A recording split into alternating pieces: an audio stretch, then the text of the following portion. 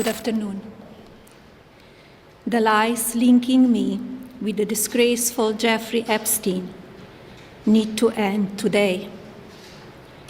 The individuals lying about me are devoid of ethical standards, humility, and respect.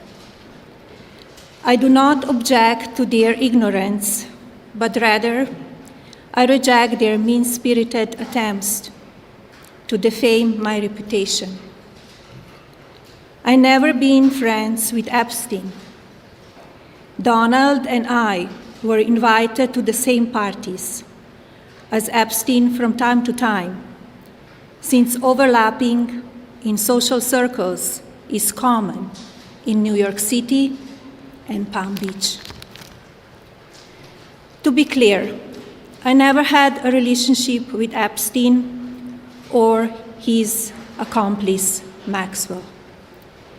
My email reply to Maxwell cannot be categorized as anything more than casual correspondence.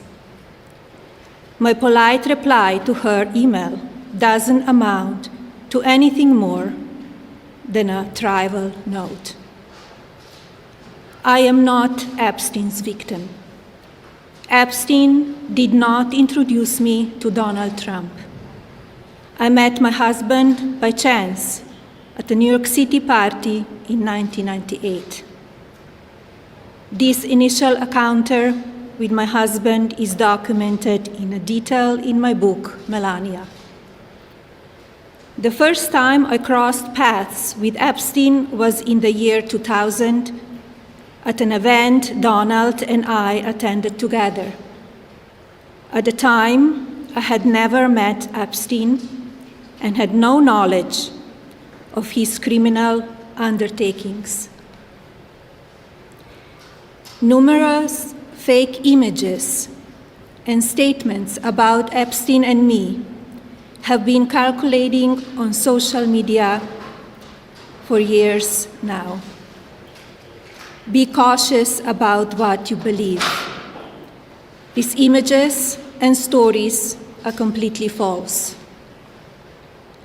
I'm not a witness or a named witness in connection with any of Epstein's crimes. My name has never appeared in court documents, depositions, victim statements, or FBI interviews surrounding the Epstein matter. I have never had any knowledge of Epstein's abuse of his victims. I was never involved in any capacity. I was not a participant, was never on Epstein's plane, and never visited his private island. I have never been legally accused or convinced of a crime in connection with Epstein's sex trafficking, abuse of minors, and other repulsive behavior.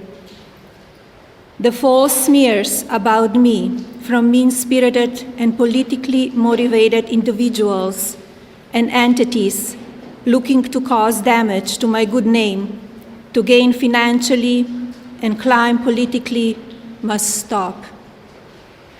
My attorneys and I have fought these unfounded and baseless lies with success and will continue to maintain my sound reputation without hesitation. To date, several individuals and companies have been legally obligated to publicly apologize and retract their lies about me, such as Daily Beast, James Carville, and HarperCollins, UK.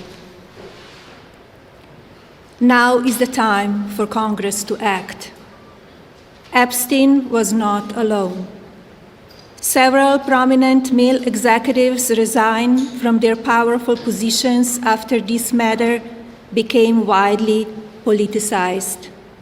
Of course, this doesn't amount to guilt, but we still must work openly and transparently to uncover the truth.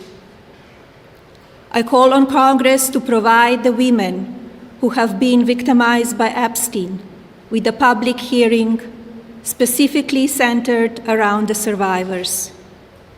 Give these victims their opportunity to testify under oath in front of Congress with the power of sworn testimony. Each and every woman should have her day to tell her story in public if she wishes, and then her testimony should be permanently entered into the congressional record. Then, and only then, we will have the truth. Thank you.